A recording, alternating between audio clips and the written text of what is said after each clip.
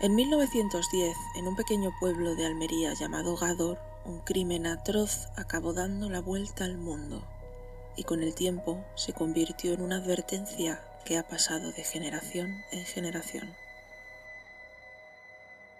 Bienvenidos una vez más a Cuando se apagan las luces y gracias por estar y por proponer, pues este episodio nos lo pide una fan. En la temporada anterior hablamos de figuras que parecían imposibles, de hombres que decían convertirse en bestias, como el caso de Manuel Blanco Romasanta. Pero hay un miedo mucho más común, uno que casi todos hemos escuchado alguna vez, el del hombre del saco. Hoy vamos a contar su origen en España y al final del capítulo daremos algunos datos sobre esta figura en otras partes del mundo. Porque no es solo una leyenda, ocurrió en el sur del país. Este episodio contiene referencias explícitas a violencia contra menores. Si eres sensible a este tipo de contenido, quizá este no sea el mejor momento para escucharlo. Apaga la luz, ponte los auriculares y escucha. Esta es la historia del hombre del saco. Abuela, no tengo sueño. Claro que no tienes sueño, si llevas toda la tarde corriendo. No quiero dormir. Luego no te quejes cuando estés cansado mañana. Me da igual. A ti te da igual todo, hasta que vienen los problemas. ¿Qué problemas? Los que vienen cuando no haces caso. Eso no da miedo. ¿Ah, no? No. Pues antes sí lo daba. ¿Porque os lo inventabais? No, no nos lo inventábamos. ¿Que sí? Siéntate un momento. ¿Para qué? Para que escuches y luego decides tú si es un cuento o no. Jo, abuela, vale. Cuando yo tenía tu edad, esto pasó de verdad, aquí, y el niño era de un pueblo muy cerca del mío. Desde entonces, hay cosas que ya no hacen gracia. Durante años, historias como esta se repitieron en muchos lugares, siempre con el mismo aviso. Si no te portas bien, vendrá el hombre del saco. Pero en este caso no estamos hablando de un cuento. Lo que ocurrió en Gádor en 1910 está documentado. Aparece en sentencias judiciales y en los periódicos de la época. Y aunque con el tiempo se ha mezclado con la leyenda, los hechos fueron reales. Demasiado reales. Todo empezó con un hombre enfermo. Un agricultor llamado Francisco Ortega Rodríguez, conocido como el Moruno, busca desesperadamente una cura. Tiene tuberculosis. Tose sangre, le cuesta respirar y cada día que pasa está peor. Ha probado tratamientos, ha acudido a médicos. Nada funciona. Sabe que va a morir. Hasta que alguien le habla de una curandera, Agustina Rodríguez, una mujer conocida en la zona por sus remedios y por sus promesas. El moruno acude a ella, le pide ayuda y Agustina le ofrece una cura. Pero no es un remedio cualquiera. Para salvar su vida, tendrá que acabar con la de otro. El tratamiento es concreto: beber la sangre de un niño recién extraída y aplicar sobre el pecho su grasa corporal aún caliente. El moruno no duda, acepta. Para llevar a cabo el plan, Agustina no actúa sola, busca ayuda.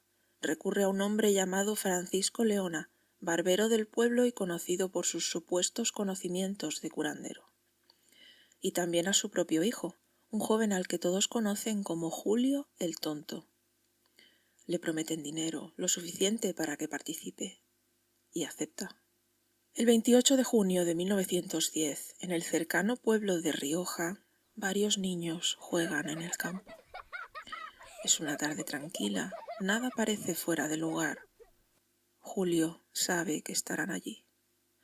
Se acerca, habla con ellos, se gana su confianza. A dos de los niños les da unas monedas para que se marchen y se queda a solas con el mayor. un niño de 7 años llamado Bernardo González. Le dice que su familia lo está esperando, que su madre está cerca, que su hermano está recogiendo fruta. El niño duda, pero acaba siguiéndolo. Salen del pueblo, se alejan de las casas, y entonces aparece otro hombre, Francisco Leona. Aprovechan el momento, lo sujetan, le colocan un pañuelo en la cara empapado en cloroformo. El niño intenta resistirse, pero en pocos segundos deja de moverse. Lo meten dentro de un saco y se lo llevan. Se lo llevan hasta un cortijo apartado, el cortijo de San Patricio. Allí ya está esperando Agustina.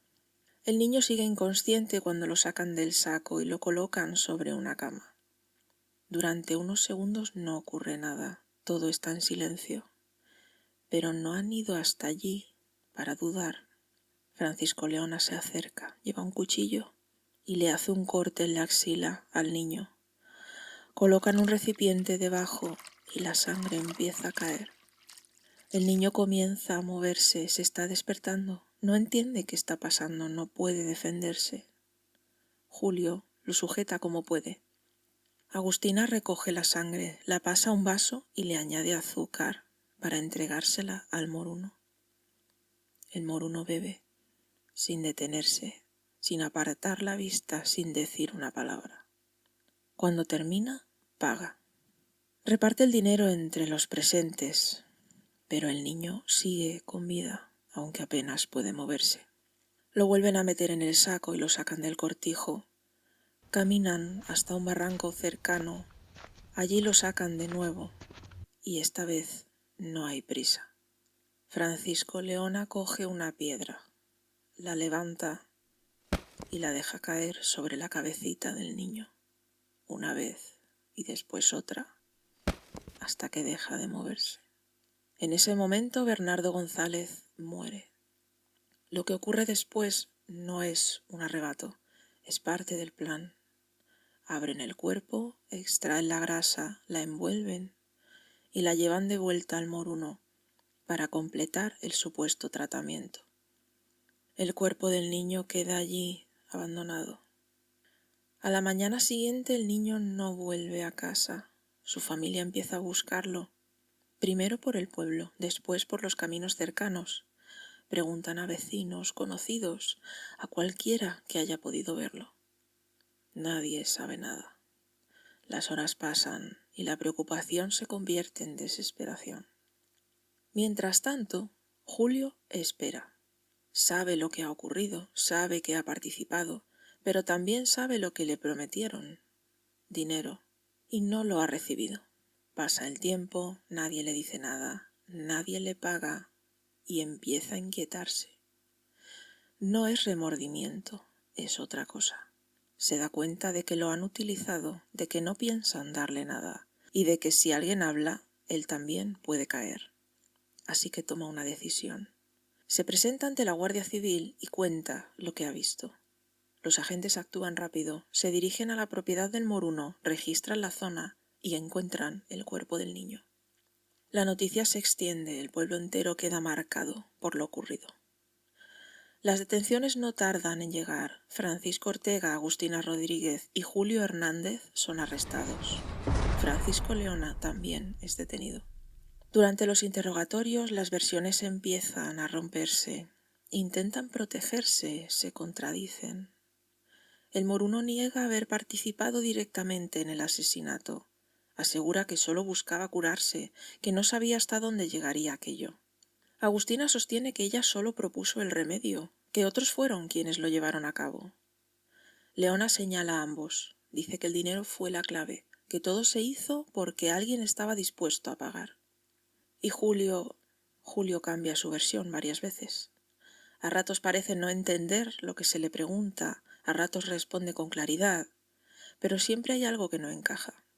Los informes médicos lo describen como una persona con discapacidad intelectual, alguien fácilmente influenciable, alguien que no comprende del todo las consecuencias de sus actos. El caso llega a juicio y la sentencia es contundente. Francisco Ortega, Agustina Rodríguez y Francisco Leona son considerados responsables del asesinato. Julio también es condenado, pero hay una diferencia. Es indultado, considerado incapaz. Francisco Leona no llega al final del proceso, muere en prisión antes de la ejecución a causa de una enfermedad. En 1913 la condena se cumple. Francisco Ortega y Agustina Rodríguez mueren en Garroteville. El caso se cierra, pero la historia no desaparece, se queda. Y no solo en Gádor, porque lo ocurrido allí no fue un caso aislado. En España durante años existieron figuras como el sacamantecas, personas que mataban para extraer grasa humana convencidas de que tenían propiedades curativas. Y no fue algo exclusivo de este país. En otros lugares del mundo aparecen historias similares, relatos sobre hombres que se llevan a los niños, que los meten en sacos, que desaparecen sin dejar rastro. En el norte de Europa, por ejemplo, existe la figura del Krampus. En muchos países de Latinoamérica, el hombre del saco sigue formando parte de la infancia. Historias distintas, pero con algo en común. El miedo no siempre nace de la imaginación. Si conoces alguna historia parecida, si en tu país, en tu familia o en tu infancia escuchaste algo así, puedes contárnoslo. Puede que sea la próxima historia que escuchemos cuando se apaguen las luces. Porque hay cosas que no se olvidan, se repiten, cambian de nombre, cambian de lugar, pero siguen ahí, esperando a que alguien baje la guardia, a que la noche se alargue un poco más de lo normal. Y entonces dicen que hay quien viene en silencio, que carga con un saco y que si te encuentra, no vuelve solo. Abuela, sí, me voy a dormir. Eso está mejor.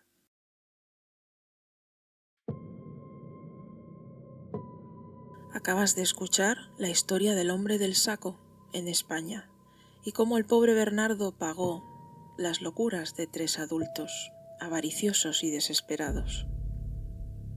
Hasta que volvamos, si decides seguir investigando lo que ocurre cuando se apagan las luces, sabes dónde encontrarnos. Y recuerda, la próxima semana, madera, hilos y una historia que nunca fue para niños.